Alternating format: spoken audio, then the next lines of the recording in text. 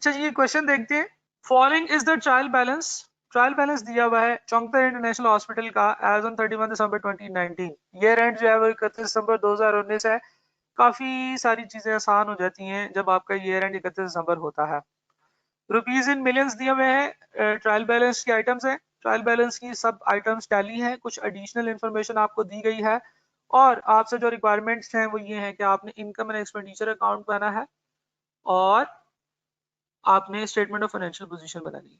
ये दोनों चीजें जो है ये बड़ा पेट सा क्वेश्चन आता है एनपीओ का कि उसमें आपको ये चीजें जो है ना वो बनानी पड़ती हैं। It is very straight forward question. ये वो सवाल है जिसके बारे में हम लोग जिक्र कर रहे हैं कि ये 2 नंबर का ये सवाल आपको आ सकता है। ठीक है जी। तो जब भी आप इस तरीके से आपको ट्रायल दिया और फाइनेंशियल स्टेटमेंट्स बनाने के लिए कहा जाए तो आपके लिए आइडियल सिचुएशन या आइडियल प्लानिंग ऐसी हो सकती है कि आप फौरन से इन दोनों आइटम्स का सोल्यूशन करें और बनाएं और उसके बाद आइटम्स को एक एक करके ट्रायल बैलेंस की आइटम्स को प्लेस कर दें। उसके बाद हर एडिशनल इंफॉर्मेशन को आइडेंटिफाई करें, उनकी आइटम्स को रेलेवेंट जगह पे प्लेस करें। ठीक है जी। This should be the way, this should be the method of solving the question. जब आपने फाइनेंशियल स्टेटमेंट्स बनानी है तो नंबर 1 शुड बी कि आप हर जो स्टेटमेंट है उसको रिकॉर्ड कर लें, बना लें और एक एक करके सारी पहले ट्रायल की आइटम्स पोस्ट करें और उसके बाद आप लोग उसकी बाकी आइटम्स को पोस्ट करें। और ये आइटम्स आप लाइन आइटम में पोस्ट कर दें ताकि अगर उसमें कुछ चेंजेस वगैरह हो तो हम वो बाद में कर सकें। ठीक है जी। तो 1 बाय 1 चलते हैं। हम लोग पार्ट ए की तरफ चलते हैं। उसने कहा कि जी इनकम एंड एक्सपेंडिचर अकाउंट बनाना है तो हम लोग कहते हैं जी चौंगतर इंटरनेशनल हॉस्पिटल। सबसे पहले हम बनाते हैं इनकम एंड एक्सपेंडिचर स्टेटमेंट और ये बिल्कुल वैसी है जैसे प्रॉफिट एंड लॉस की तरह होती है। तो हम लोग इसे कहते हैं कि this is for the year ended on 31 December 2020 2019।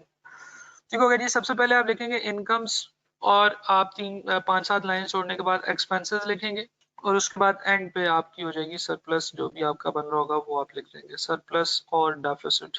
ठीक है जी। So this is the format. पहले सफे पे आपने इस तरीके से ये वाला फॉर्मेट बनाना है ई का। ठीक है जी। हम लोग आगे चलते हैं। बी पेज नंबर 2 पे आप चले जाएंगे। दरम्यान में एक लाइन लगा लेते हैं जी। बी जो है इसके अंदर आपने बनाना है statement of financial position as at 31 December 2019। Statement of financial position में आपको पता है आप एसेट्स से शुरू करते हैं। एसेट्स के बाद आप लोग फंड्स लिखते हैं और उसके बाद लाइबिलिटीज लिखते हैं और बाकी फिर अब हम इसके बाद इसके अंदर लिखेंगे कि क्या क्या लिखना। तो 1 बाय 1 चलते हैं जी। सबसे पहले हमारे पास जो आइटम है that is burns ward capital work in progress. तो कैपिटल वर्क इन प्रोग्रेस आपकी फाइनेंशियल स्टेटमेंट्स में किधर जाता है? एसेट्स के अंदर, नॉन करंट एसेट्स के अंदर प्रॉपर्टी प्लांट एंड इक्विपमेंट होता है और फिर उसके बाद आपका CWIP होता है कैपिटल वर्क इन प्रोग्रेस। तो कैपिटल वर्क इन प्रोग्रेस यहाँ पे लिखते हैं 55.3, राइट। और क्योंकि ये डेबिट है तो हम इसके साथ प्लस का साइन लगा देते हैं ताकि हम लोग प्लस और माइनस जो है ना इनको भी ज़हन में रख सकें, उसकी कोई गलती ना हो। जो डेबिट की फिगर्स हैं जब आप वो यहाँ पे लेकर आएंगे तो आप प्लस का साइन उसके साथ लगा दिया करें। ये आइटम हमने पोस्ट कर दी। कैफेटेरिया की सेल्स है। अब गौर से जरा आपने देखना है कि जब एक हॉस्पिटल है तो उसका मेन काम कैफेटेरिया तो नहीं है, उसका मेन काम है लोगों को सर्विसेज प्रोवाइड करना। तो उसका मतलब ये है कि ये जो है ये ऑपरेशनल रेवेन्यू है। हम लोगों ने डिफरेंट टाइप के ऑपरेशन जो रेवेन्यूज है उनकी बात की थी कि कुछ मेन सोर्स होता है, कुछ ऑपरेशन सर्विसेज होती हैं, ऑपरेशनल रेवेन्यूज होते हैं जिससे आपको कुछ ऑपरेशन करने से कुछ रेवेन्यू आ जाता है। ऑपरेशन से मुराद ये वो वाला हॉस्पिटल वाला ऑपरेशन नहीं है, ये एक छोटा सा काम है जो कि आपको कैफेटेरिया से आपको बेनिफिट मिल रहा है। तो हम लोग इनकम्स के अंदर कैफेटेरिया की इनकम लिखेंगे, लेकिन कैफेटेरिया की इनकम के साथ साथ इसकी और भी चीजें हैं। इन्वेंट्री भी है कैफेटेरिया की, ठीक है जी, परचेजेस भी हैं कैफेटेरिया की, so on and so fourth. तो ये एक छोटा सा ऑपरेशन है जिसको हमें करना होगा, जिसको हमने सेपरेटली रिकॉर्ड करना होगा और वहां से हमारी कैफेटेरिया की इनकम निकलेगी। और वैसे भी नाम से भी पता चल जाएगा कि जब एक हॉस्पिटल है तो हॉस्पिटल के अंदर जो कैफेटेरिया होता है that is a separate small operational income कि जिसमें से आपने इनकम रिकॉर्ड करनी है, तो वो उसकी ऑपरेशंस रिकॉर्ड करने हैं। हम लोग इसको वर्किंग में ले जाएंगे। हम लोग कहते हैं वर्किंग नंबर 1 कैफेटेरिया, और इस कैफेटेरिया की अपनी सेल्स बनेगी, कॉस्ट ऑफ सेल्स बनेगी, और वहां से हम लोग इसका एक्सपेंस और प्रॉफिट निकालेंगे। तो कैफेटेरिया की जो सेल्स है वो उसने बताई है, कितनी है जी कैफेटेरिया की सेल्स, 24.4 मिलियन। ठीक है जी, ये इसकी सेल्स है। फिर इसकी कॉस्ट ऑफ सेल्स भी होगी, ओपनिंग स्टॉक होगा, क्लोजिंग स्टॉक होगा, वो सारा कुछ करने के बाद जो यहाँ पे हमें जो आंसर मिलेगा वो हमारा आंसर होगा कैफेटेरिया की इनकम का। कैश एंड बैंक बैलेंस है जी 8.4 मिलियन। तो हम लोग एसेट्स के अंदर एंड पे चलते हैं जी, कैश है 8.4 मिलियन का। ठीक है जी, कैश भी हम लोग ऐसे करते हैं कि लाइन आइटम में लिखते हैं, अभी नहीं लिखते, हो सकता है कि इसमें कोई चेंजेस आ जाए क्योंकि एडिशनल इन्फॉर्मेशन है। तो हमने ये भी टिक कर लिया, ये भी क्रॉस क्रॉस कर देते हैं सारी आइटम्स को। Donation for burns ward externally restricted. अब जरा गौर से देखिएगा, बर्न्स वार्ड आपका हॉस्पिटल का वार्ड है और इसके लिए आपको डोनेशंस आए हैं, and these are restricted donations. जो आपके रिस्ट्रिक्टेड डोनेशंस होते हैं इनको हम लोग एज इनकम रिकॉर्ड नहीं करते क्योंकि वो एक स्पेसिफिक रिस्ट्रिक्शन के लिए होते हैं, और बर्न्स वार्ड अभी आपका बन रहा है, तो ये अभी आपके फंड के तौर पे रिकॉर्ड होंगे। ऐसे डोनेशंस जो अभी आपके रिस्ट्रिक्टेड हैं, हम लोग उनको बर्न्स वार्ड फंड के अंदर, फंड्स के अंदर लिखेंगे, Burns ward fund which is rupees 75.1 million. और लाइबिलिटी है, क्रेडिट है तो माइनस के साथ लिख देंगे ताकि हमें पता चले कि ये क्रेडिट फिगर है या डेबिट फिगर है। जब हम लोग लाइन आइटम में प्लस और माइनस लिखते हैं तो इसका सिर्फ ये मतलब होता है कि ये डेबिट है या क्रेडिट है। सही है जी, आगे चलते हैं जी। Expenses and gifts for walk on diabetes day. Diabetes day के ऊपर आपने एक वॉक की थी, ये आपकी एक छोटी सी एक्टिविटी थी, और इस एक्टिविटी से आपको कुछ रेवेन्यू मिला है, एक्सपेंसेस हुए हैं, ये आपके एक्सपेंसेस है 2.6 मिलियन के। तो हम एक्सपेंसेस में लिखेंगे डायबिटीज डे के एक्सपेंसेस। हमने एक वॉक का इस्तेमाल किया था इन हॉस्पिटल वालों ने, और इनको वहां पे कुछ एक्सपेंसेस करने पड़े थे। एक्सपेंसेस है, डेबिट फिगर है, प्लस 2.6 लिख लेते हैं। पेशेंट से जो हमें पैसे मिले हैं 125, this is the income fee from patients, और ये हमें कितनी मिली है 125, माइनस के साथ 125 लिख रहा हूं। अगेन बता रहा हूं कि जब हम लोग लाइन आइटम में माइनस लिखते हैं तो मैं इसको माइनस के साथ इसलिए प्रेजेंट करता हूं ताकि ये याद रहे कि ये पॉजिटिव थी, ये डेबिट फिगर थी या क्रेडिट फिगर थी। तो माइनस का सिर्फ ये मतलब है कि ये क्रेडिट फिगर थी। ठीक है जी, तो फी फ्रॉम पेशेंट इज -125, तो ये अमाउंट भी हमने लिख ली। आगे चलते हैं जी, जनरल डोनेशंस आ गए। जनरल डोनेशंस 82.6 मिलियन के हैं, तो हम लोग जनरल डोनेशंस भी यहाँ पे अपनी इनकम में लिखेंगे, और अगेन ये क्योंकि क्रेडिट है तो हम माइनस में लिख देंगे 82.6, और माइनस में इसलिए लिख रहे हैं ताकि हमें पता रहे कि ये क्रेडिट की फिगर है और ये डेबिट की फिगर है। जनरल फंड्स हैं 195.6 मिलियन के, ये आपके पास फंड्स में आ जाएंगे। जनरल फंड माइनस में 190। आगे चलते हैं जी, कैफेटेरिया की ओपनिंग इन्वेंट्री है 4.7 मिलियन। हमें पता है कि कैफेटेरिया की ओपनिंग इन्वेंट्री, ये जो सारी की सारी ओपनिंग इन्वेंट्रीज हैं ये हमारी रेलेवेंट जो स्टेटमेंट्स हैं उनमें आएंगी।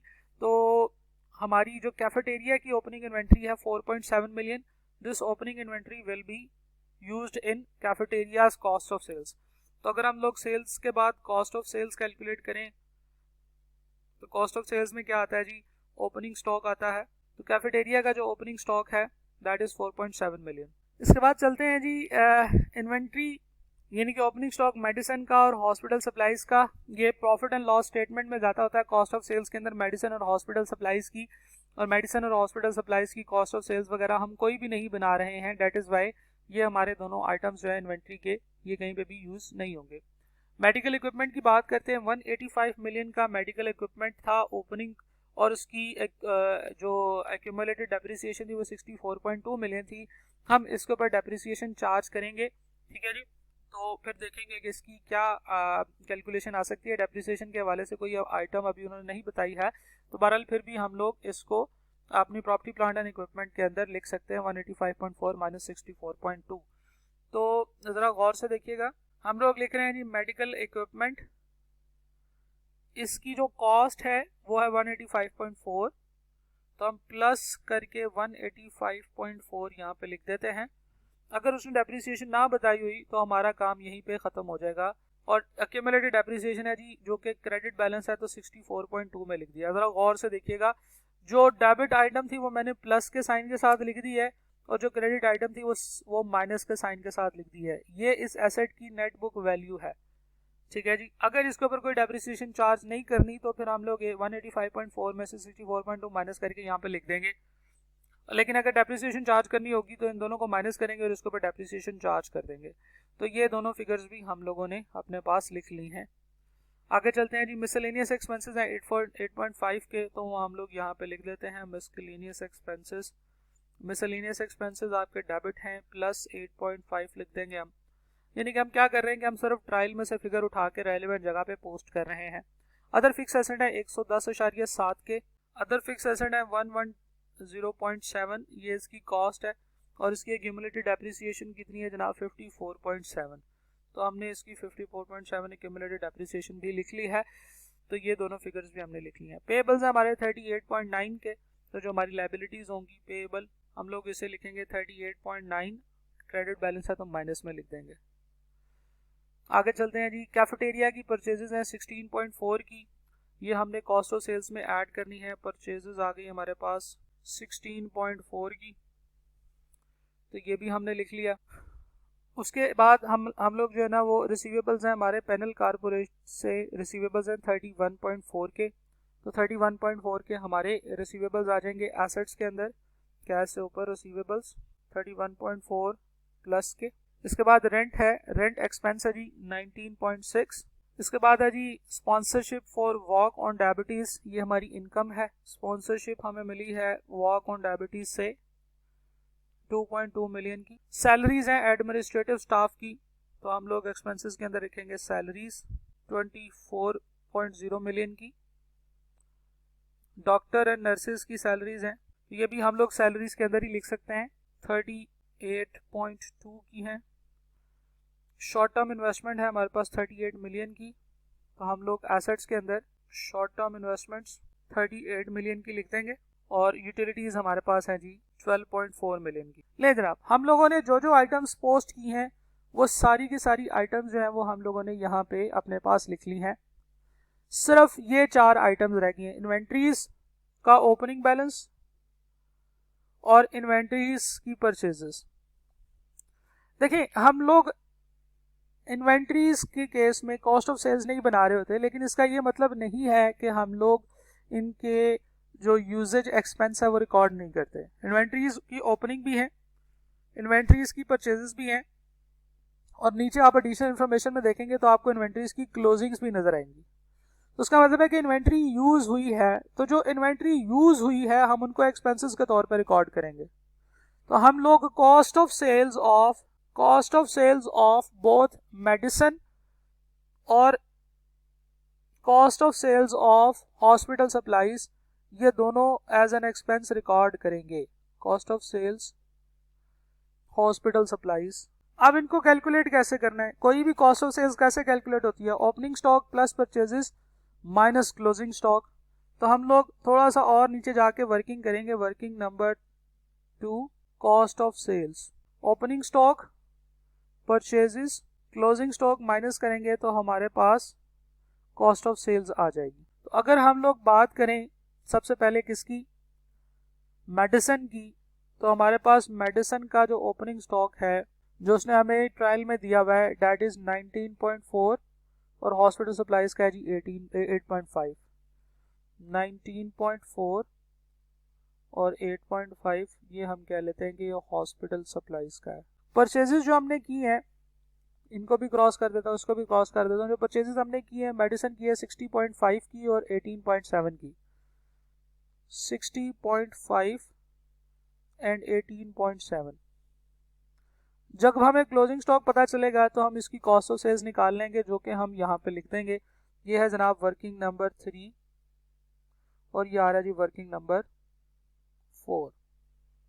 ओके, एडिशनल इंफॉर्मेशन की तरफ चलते हैं। देखें, अब तक रूल समझ लें, ये रूल हमेशा आपको काम देगा कि जब भी कभी आपके पास ट्रायल बैलेंस है और आप उससे फाइनेंशियल स्टेटमेंट्स बना रहे हैं तो जो जो इन्फॉर्मेशन ट्रायल बैलेंस में आ रही है वो हमेशा एक जगह पर लाजमी तौर पे आएगी। ठीक है जी, हमने सारी आइटम्स एक एक जगह पे प्लेस कर दी हैं और उनको क्रॉस कर दिया है। जो जो आइटम लिखी हुई थी वो रेलिवेंट जगह पे आएगी। कुछ आइटम बैलेंस शीट की हैं, कुछ आइटम फाइनेंशियल स्टेटमेंट की हैं, कुछ आइटम्स कहीं की हैं, कुछ आइटम्स कहीं की हैं। तो ये सारी आइटम्स जो हैं ये इसी तरीके से रेलिवेंट जगह पे आती रहेंगी। आ गई। उसके बाद हम लोग एडिशनल इन्फॉर्मेशन की तरफ चलते हैं। जो एडिशनल इन्फॉर्मेशन होती है इसकी हर आइटम दो जगह पे फाइनेंशियल स्टेटमेंट्स में पोस्ट होती है। सही है? कैसे? गौर से देखिएगा। उसने कहा जी cost of closing physical inventory of medicine hospital supplies was 25.8 million and 13.8 million respectively. उसने दो चीजों का जिक्र किया है। उसने कहा जी क्लोजिंग स्टॉक जो है वो मेडिसिन का और हॉस्पिटल सप्लाईज का इतना इतना है। मेडिसिन का 25.4 है और हॉस्पिटल सप्लाईज का 13.8 है। ये इंफॉर्मेशन दो जगह पे जानी है। ठीक है जी। मेडिसिन के केस में उसने कहा medicine costing rupees 3.1 million were found expired. तो हमने मेडिसिन जो है वो 25.8 मिलियन की नहीं लिखनी, हमने 3.1 मिलियन उसमें से माइनस करके लिखना है। ठीक है जी। तो मेडिसिन हमारे पास कितनी है 25.8 माइनस 3.1 यानी के 22.7 मिलियन। तो 22.7 मिलियन की जो मेडिसिन जो क्लोजिंग बैलेंस है किसका, मेडिसिन का, वो कहां कहां पे जाएगा, दो जगह पे जाएगा। नंबर वन ये हमारा क्लोजिंग स्टॉक है, तो हम लोग एसेट के अंदर क्लोजिंग स्टॉक में लिखेंगे। तो क्लोजिंग स्टॉक हमारे पास कौन कौन सा आ रहा है, एक हमारे पास मेडिसिन का आ रहा है विच इज 22.7, तो ये एक जगह पे लिख दिया हमने। दूसरा कहां पे लिखेंगे, दूसरा हम कॉस्ट ऑफ सेल्स की कैलकुलेशन में लिखेंगे कि मेडिसिन का क्लोजिंग स्टॉक है जी 22.7। आगे चलते हैं। दूसरा उसने कहा है कि जो हॉस्पिटल की जो सप्लाईज हैं इसका क्लोजिंग स्टॉक है 13.8 मिलियन। तो ये कहां कहां पे आएगा, ये हमारे क्लोजिंग स्टॉक के अंदर आएगा 13.8 मिलियन। हम लोग यहाँ पे क्लोजिंग स्टॉक के अंदर लिखेंगे और दूसरा हम लोग इसको इसकी वर्किंग में लिखेंगे 13.8 मिलियन। तो इस कैलकुलेशन से हमें कॉस्ट क्लोजिंग स्टॉक का भी पता चल गया इन दोनों का, और हमारे पास ये भी आ गया कि इन दोनों की तीनों की कॉस्ट ऑफ सेल्स कितनी है।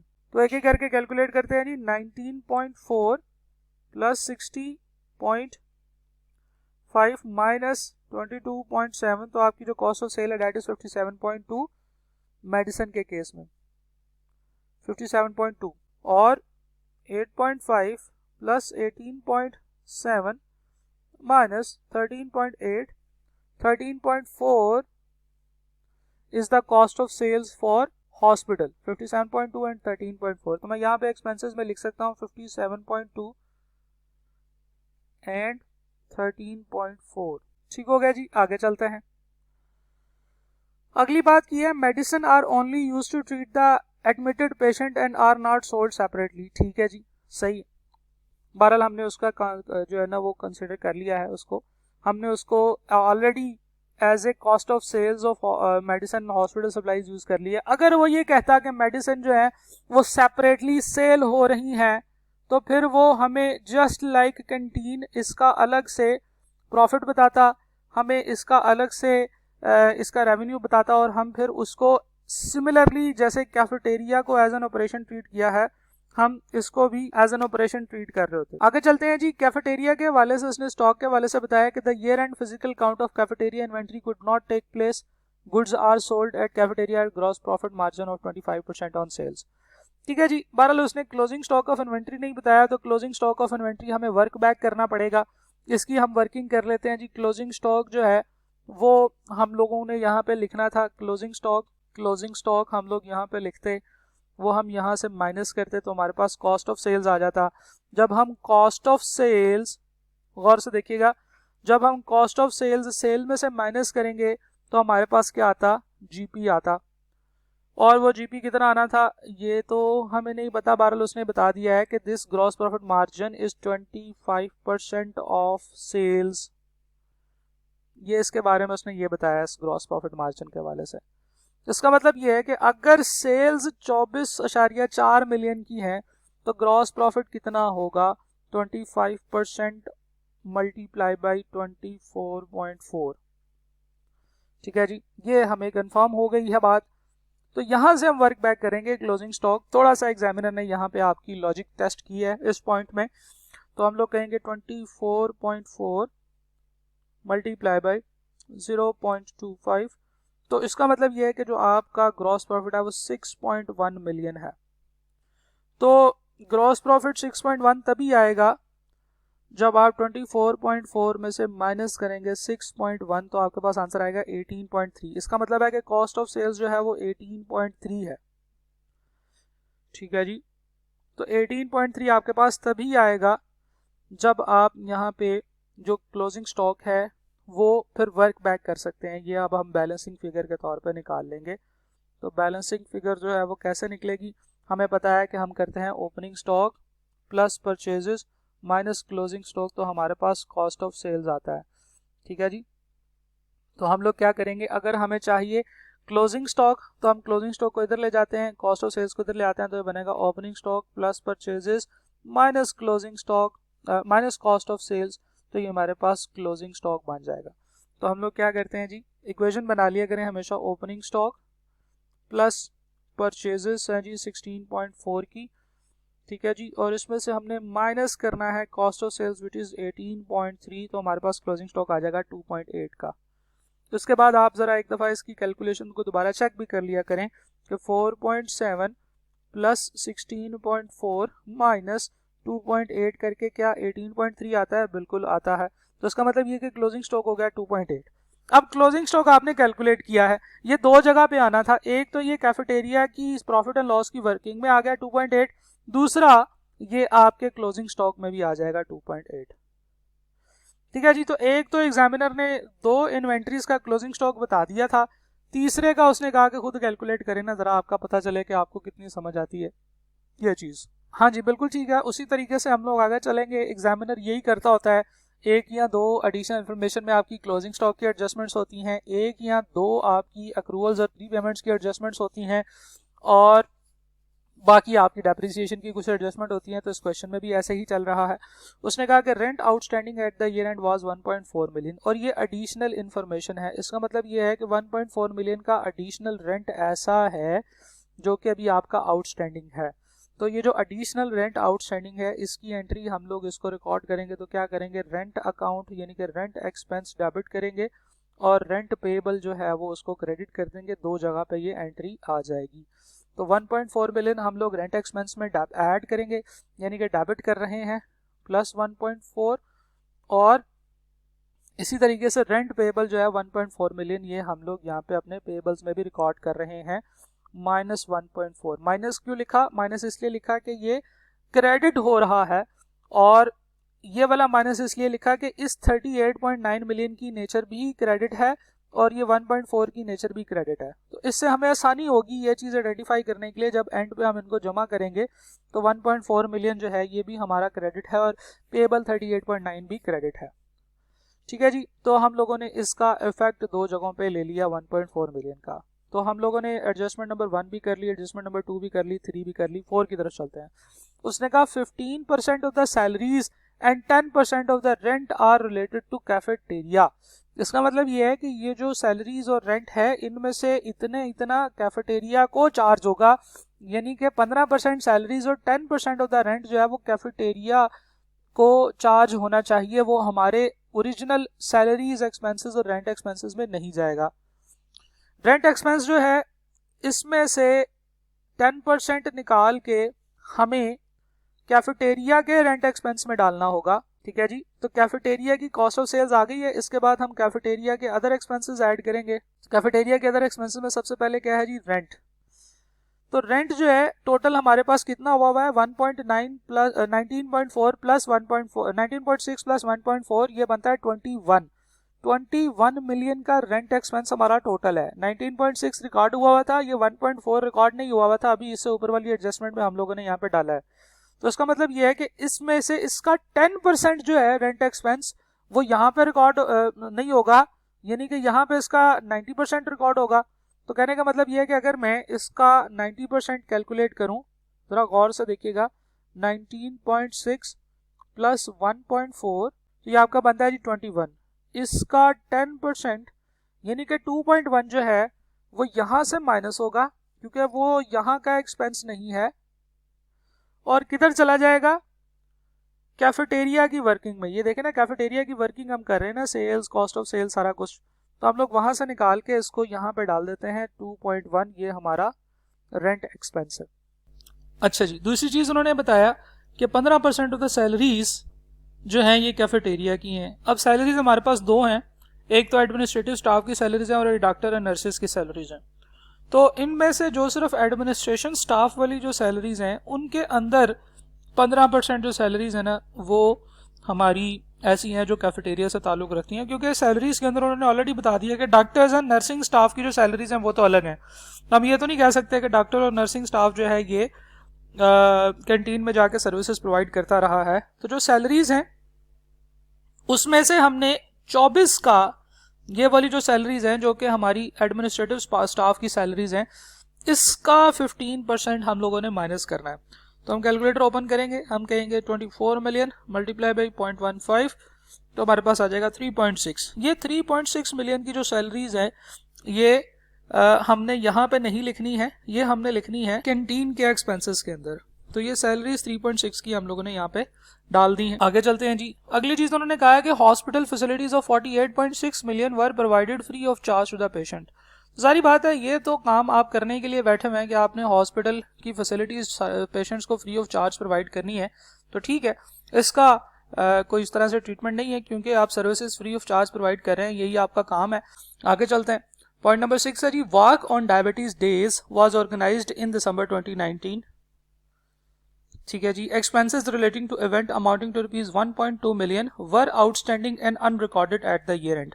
ले जनाब, कुछ और एक्सपेंसेस ऐसे हैं जो आपने रिकॉर्ड ही नहीं किए हैं और ये एक्सपेंसेस आपके पेएबल हैं।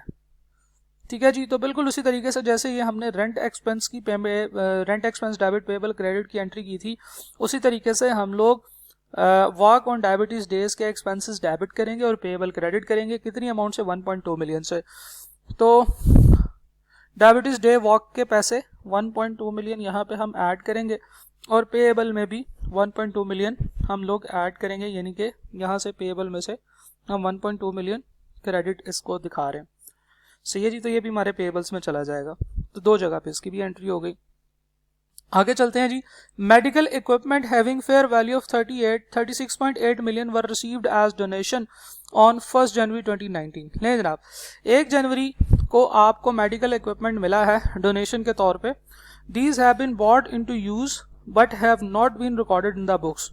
ये आपने यूज तो करना शुरू कर दिया है लेकिन आपने बुक्स में रिकॉर्ड नहीं किया है। ठीक है जी। तो अब जरा गौर से देखिएगा, आप इसकी क्या एंट्री करेंगे। It will be treated as grant, जो आपको मिली है 3.6 मिलियन, क्योंकि ये मेडिकल इक्विपमेंट जो है ये आपने ओवर द ईयर्स यूज करना है। डेप्रिसिएशन के हवाले से उसने कहा कि depreciation is charge in reducing balance method at 15%। तो जब तक ये एसेट चार्ज होता रहेगा हम उस वक्त तक इसकी डेप्रिसिएशन चार्ज करते रहेंगे और उसके साथ साथ हम इसकी मेडिकल इक्विपमेंट की जो डोनेशन है इसको अमोर्टाइज भी करते रहेंगे। ठीक है जी। डोनेशन को अमोर्टाइज करना है क्यों? क्योंकि एसेट एक ही साल में इस्तेमाल नहीं हो जाना है, एसेट मल्टीपल ईयर्स में इस्तेमाल होना है, तो एसेट इस्तेमाल होता रहेगा। दैट इज वाई हम इसकी ग्रांट को भी रिकॉर्ड करके उसको अमोर्टाइज करते रहेंगे। तो हम दो अकाउंटिंग एंट्रीज करेंगे, हम एसेट अकाउंट डेबिट करेंगे, ठीक है जी, और ग्रांट अकाउंट को क्रेडिट करेंगे। ठीक है जी। यहाँ हम इसे कह सकते हैं कि डोनेशन डेफर्ड इनकम के तौर पे हम इसे रिकॉर्ड करेंगे और ये हमारी क्या होगी जी 36.8 मिलियन और 36.8 मिलियन। तो this will be the accounting entry कि हम एसेट को डेबिट करेंगे 36.8 मिलियन से, तो हम एसेट में मेडिकल इक्विपमेंट के अंदर ऐड कर देंगे 36.8 मिलियन और लायबिलिटीज के अंदर हम लोग लिखेंगे डेफर्ड इनकम, इसको हमने रिकॉर्ड कर लिया है 36.8 मिलियन से। ये काम हमें करना होगा कि हमने एसेट को डेबिट कर दिया और क्योंकि हमने पेमेंट नहीं की है, हमने एसेट को परचेज करने के लिए हमें इनकम डोनेशन इनकम मिली है, हमने उसको क्रेडिट कर दिया। आगे चलते हैं। जब हम डेप्रिसिएशन चार्ज करेंगे, डेप्रिसिएशन, तो हम लोग डेप्रिसिएशन अकाउंट को डेबिट करेंगे और एक्यूमुलेटेड डेप्रिसिएशन अकाउंट जो है वो क्रेडिट करेंगे। अब कैलकुलेशन डेप्रिसिएशन की किस तरीके से, उसने कहा जी 15%। तो अगर हम कैलकुलेशन करना चाहें तो हमें पता है कि जो ओपनिंग एसेट्स हैं हमारे वो हैं 184.5 माइनस 64.2। ठीक है जी। यानी कि हम लोगों ने जो डेप्रिसिएशन चार्ज करनी है वो 184.5 माइनस 64.2 ये हमारे ओपनिंग एसेट्स हैं 120.3 के। अगर मैं यहाँ पे कहीं पे इसकी वर्किंग बनाऊं तो मैं लिखूंगा ओपनिंग एसेट्स, और हमारे ओपनिंग एसेट्स है जनाब 184.5 माइनस 64.2 और ये जो अमाउंट है डेट इज 120.3। और इसके ऊपर हम लोगों ने डेप्रिसिएशन रेट लगाना है 15% के हिसाब से, क्योंकि ये सारे एसेट्स हैं जो यूज हुए हैं। There is no disposal during the year. 120.3 multiply by 0.15 180.18.04 हम कह देते हैं, और क्योंकि हम पॉइंट के बाद एक डेसिमल पे चल रहे हैं तो 18.0 हम कह देते हैं। एडिशंस ड्यूरिंग द ईयर जो हैं उसके ऊपर हम देख लेते हैं। अगर तो इसकी मंथ की एंट्री होगी तो हमें पता चल जाएगा, पता चल गया जी। Medical equipment having fair value of 36.8 million जो कि डोनेशन के तौर पर रिसीव हुए हैं 1 जनवरी को। इसका मतलब यह है कि 12 के 12 महीने इसके ऊपर डेप्रिसिएशन चार्ज होगी। ठीक है जी। तो हम लोग एडिशंस जो हैं वो हैं हमारी कितनी 36.8 मिलियन की, इसके ऊपर 15% की डेप्रिसिएशन चार्ज करते हैं तो ये हमारे पास कितना बनेगा जनाब 36.8 मिलियन मल्टीप्लाई बाई 0.15 5.5। ठीक है जी। तो हम लोग कह सकते हैं कि हमारी जो टोटल डेप्रिसिएशन होगी डेट विल बी 23.5 मिलियन की। हम डेप्रिसिएशन की एंट्री करेंगे 23.5 और एक्यूमुलेटेड डेप्रिसिएशन होगी जनाब 23.5। तो डेप्रिसिएशन हम लोग कहाँ पर रखेंगे, डेप्रिसिएशन हम यहाँ से माइनस करेंगे 23.5 और ये एक्यूमुलेटेड डेप्रिसिएशन है और डेप्रिसिएशन का एक्सपेंस हम लोग एक्सपेंसेस के अंदर लिखेंगे। यहाँ पे हमें लिखना होगा जी depreciation expense 23.5। Similarly other assets के ऊपर जो डेप्रिसिएशन चार्ज होगी, अदर एसेट्स देख लेते हैं हम। अदर एसेट्स हैं जनाब हमारे पास 110.7 माइनस 54.7, तो हम लोग इसको कहते हैं 110.7 माइनस 54.7। हमारे पास इसकी नेट बुक वैल्यू आएगी जिसके ऊपर 15% की डेप्रिसिएशन चार्ज करनी होगी because there is no addition और नो चेंज। तो हम लोग जनाब इसको यहाँ पे इस तरीके से रिकॉर्ड करेंगे 110.7 माइनस 54.7, 56 मिलियन का 15% डेप्रिसिएशन होगी जनाब आपकी 8.4।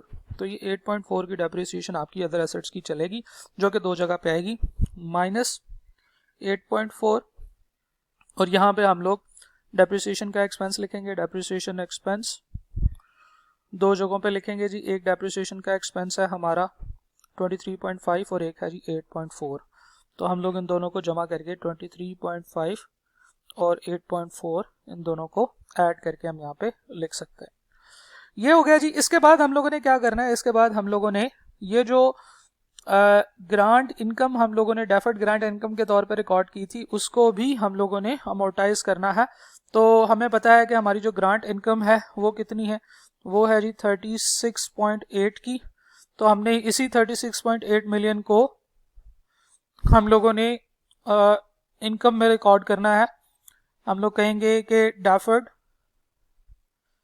Income account debit and income account credit by 36.8 million का 15% जो कि अगेन बनता है 5.52, यानी कि इसको मैं 5.5 मिलियन कह सकता हूँ। ठीक है जी। तो ये एंट्री भी हम करेंगे क्योंकि हमने एसेट लिया है और एसेट से रिलेटेड जो ग्रांट है उसको हमने फौरन से अपनी इनकम में रिकॉर्ड नहीं करना बल्कि 1 बाय 1 हम लोगों ने रिकॉर्ड करना है। तो हम लोग यहाँ पे रखेंगे donation income on asset 5.5 million एक जगह पे आ गया, और दूसरा हम लोग डेफर्ड इनकम में से 5.5 मिलियन जो है वो माइनस कर देंगे ताकि हमें पता चले कि ये हम लोगों ने यहाँ पे रिकॉर्ड कर लिया। डेफर्ड इनकम माइनस 36.8 और 5.5 मिलियन डेबिट हम इसमें ऐड करेंगे जिसके बाद हमारे पास एडजस्टेड फिगर निकलेगी। तो जनाब ये वो सारी चीज़ें हैं जो हम लोगों ने रिकॉर्ड कर ली। अब हम एक एक करके इनको कंप्लीट करते हैं जी। ग्रांट इनकम जो है कैफेटेरिया इनकम, इसकी अगर हम बात करें तो ये 6.1 मिलियन थी, इसमें से 2.1 मिलियन की रेंट और 3.6 मिलियन की सैलरीज निकाली तो हमारे पास 0.4 मिलियन की ग्रांट इनकम, ये जो कैफेटेरिया इनकम है ये बची। तो 0.4 मिलियन हम कहेंगे rupees in million. Fee from patient जो है -125, इसका मतलब है कि ये 125 मिलियन क्रेडिट है, तो ठीक है 125 क्रेडिट में लिख लेते हैं। ये है जी 82.6, तो हम 82.6 लिख लेते हैं। ये है जी 2.2 लिख लिया, और डोनेशन इनकम जो हमें मिली है डेट इज़ 5.5, ये भी हम यहाँ पे लिख देंगे। तो हमारे पास टोटल जो इनकम बनेगी that will be equal to this much amount 215.7। आगे चलते हैं जी, एक्सपेंसेस की तरफ चलते हैं। 2.6 एंड 1.2 ये बनेगा जी 3.8। एक्सपेंसेस है जी 8.5 के। उसके बाद रेंट एक्सपेंसेस हैं, हम लोग माइनस करेंगे 21 में से 18.9। रेंट एक्सपेंसेस हैं जी 18.9। सैलरी एक्सपेंसेस हैं हमारे जी 8.6 के। यूटिलिटी है जनाब 12.4 की। Cost of sales of medicine ये, और cost of sales of hospital supplies, ये दोनों हम यहाँ से निकाल चुके थे 57.2 एंड 13.4। तो आप कहेंगे 57.2 13.4। डेप्रीसिएशन जो हमारी यहाँ पे आई है डेट इज़ 23.5 प्लस 8.4 31.9 की डेप्रीसिएशन आई है। तो हमारे पास जो टोटल एक्सपेंसेस बनेंगे that will be equal to 204.7। और हमारे पास जो excess of income over expenses बनेगी वो बनेगी which is equal to 11 million. तो 11 मिलियन जो है ये आपका एक्सेस आया है, जो जनरल फंड में जाके ऐड हो जाएगा फंड्स के अंदर। Excess of income over expenses, ये 11 मिलियन आपका यहाँ पे ऐड होगा, इनकम ज़्यादा है। ठीक है जी, तो हम लोग आगे चलते हैं, बैलेंस शीट को कंप्लीट करते हैं। बैलेंस शीट में हमारे पास है जनाब non current assets. Non current assets में प्रॉपर्टी प्लांट एंड इक्विपमेंट में मेडिकल इक्विपमेंट है, जिसका टोटल हमारे पास रुपीज़ इन मिलियन बनेगा। डेट इज इक्वल टू 185.4 64.2 36.8 इसमें ऐड करना है, ये बनेगा हमारे पास 134.5। और अदर एसेट्स बनेंगे हमारे पास 47.6 के। CWIP है जी 55.3 का। तो ये सारे हमारे पास नॉन करंट एसेट्स बन जाएंगे। फिर करंट एसेट्स की तरफ चलते हैं जी। क्लोजिंग स्टॉक है हमारे पास 3 आइटम्स का क्लोजिंग स्टॉक है, 22.7 प्लस 13.8 प्लस 2.8 39.3 39.3। रिसीवेबल्स हैं आपके पास 31.4 के। कैश है आपके पास 8.4 का, और शॉर्ट टर्म इन्वेस्टमेंट आपके पास 38 रुपीज़ की। ठीक है जी, तो इस तरह से टोटल आपके पास करंट एसेट्स ये हो जाएंगे, और टोटल एसेट्स जो हैं वो आप इसके नीचे लिख देंगे। फंड्स की तरफ चलते हैं जी। जनरल फंड था 195.6 का। अब मैं क्रेडिट साइड पे आ गया हूँ, अब मैं माइनस वाली फिगर्स को प्लस लिखूंगा। ठीक है जी, excess of income over expenditures 11 million के। तो हमारे पास क्लोजिंग फंड का जो है ना वो बैलेंस ये आ गया। ठीक है जी, और उसके बाद हमारे पास अगला है जी बर्न्स वार्ड का फंड है 75.1 मिलियन का। ये भी हम यहाँ पे फंड बैलेंस में लिखेंगे तो टोटल हमारे पास फंड्स ये आ जाएंगे। लाइबिलिटीज़ की तरफ चलते हैं। हमारी ये लाइबिलिटीज़ हैं जी 38.9 1.4 और 1.2 की। 41.5 की आपकी लाइबिलिटीज़ हैं, और डेफर्ड इनकम जो आपने रिकॉर्ड की हुई है 36.8 minus 5.5 which is equal to 31.3। अब बस अब आपने इनको क्लोज करना है। तो पहले क्रेडिट साइड का टोटल कर लेते हैं जी। 195.6 प्लस 11, तो आपके पास आ जाएगा 206.6। तो ये आपका जनरल फंड का बैलेंस है। उसके बाद आपका बर्न्स वार्ड का फंड है, इसको आप ऐड करेंगे 75.1। तो आपके पास टोटल जो आएगा वो आएगा जी 281.7। ये आपका लाइबिलिटीज़ का बैलेंस, ये फंड्स का बैलेंस है। लाइबिलिटीज़ है जी 41.5 प्लस 31.3 72.8। तो जब आप लिखेंगे उसको करेंगे टोटल फंड्स एंड लाइबिलिटीज़, तो ये आपके पास आएगा जी 72.8 plus 281.7 which is equal to 354.5. 354.5 नहीं जनाब, अब एसेट वाली साइड का टोटल करते हैं जी। एसेट वाली साइड पे नॉन करंट एसेट्स पहले टोटल करते हैं। 134.5 प्लस 47.6 प्लस 55.3, तो आंसर आता है 237.4। 237.4 आपके नॉन करंट एसेट्स हैं। उसके बाद करंट एसेट्स की तरफ चलते हैं। 39.3 प्लस 31.4 प्लस 8.4 प्लस 38 की आपकी शॉर्ट टर्म इन्वेस्टमेंट है 117। 117.1। जब आप इसको जमा करेंगे तो आपके पास आएगा 237.4 plus 117.1 which is equal to 354.5। 354.5 exactly एक दूसरे के इक्वल हैं, तो हमारे पास यहाँ पे इन दोनों को टोटल करेंगे तो आएगा 354.5। ठीक है जी। तो बहरहाल आपने एसेट्स के अंदर कम से कम 7 या 8 लाइंस छोड़नी है। आपने देखा कि मैंने ज़रा थोड़ी कम लाइन छोड़ी थी, इस वजह से मुझे यहाँ पे एक लाइन में 2-2 आइटम्स लिखना पड़ी। और फंड्स वगैरह के केस में आप देख लें आपने कितनी लाइन छोड़ी हैं, लाइबिलिटीज के केस में कितनी लाइन छोड़ी हैं। So this was the question. ये आपका टोटल टैली हो गया है। आपने रूल वही फॉलो करना है जो हम लोग प्रिपरेशन ऑफ फाइनेंशियल स्टेटमेंट में किया करते थे। दैट वाज नंबर 1, आपने सबसे पहले ये जो आपका ट्रायल बैलेंस है इसकी तमाम आइटम्स को रेलिवेंट जगह पे पोस्ट करना है। उसके बाद जो एडिशनल आइटम्स हैं, आपकी जो एडिशनल इंफॉर्मेशन है, इसका इम्पैक्ट अगर जाएगा तो 2 जगहों पे जाएगा और उन दोनों जगहों पे आपने इसका इम्पैक्ट ठीक ठीक रिकॉर्ड करना है। ठीक है जी। और उसके बाद आफ्टर दैट जब आप उनको क्लोज करेंगे तो आपका आंसर जो है वो टैली हो जाएगा। इस क्वेश्चन की प्रैक्टिस करें। ज़्यादा टाइम लग रहा होगा इस क्वेश्चन को करने में, हमें देखें तकरीबन 1 घंटा लग गया है। तो जब आप इसको खुद से सॉल्व कर रहे होंगे तो पहली दफ़ा आपको 2 घंटे लगेंगे, लेकिन आप वो 3-4 सवालों में 2 घंटे लगाएंगे तो फिर आप इस सवाल को 30-40 मिनट में सॉल्व करने के काबिल होंगे। Practice makes a man perfect and a woman also. ठीक है जी, and boy and girls also. ठीक है जी। तो आप जिस भी कैटेगरी में फॉलो करते हैं आप प्रैक्टिस करें इन क्वेश्चंस की, ज़्यादा से ज़्यादा एक ही सवाल की बार बार प्रैक्टिस करें, जिससे आपको चीज़ें प्रेजेंट करना और समझने में आसानी होगी। तो आई एम श्योर कि आपको सवाल समझ आया होगा। Thank you very much.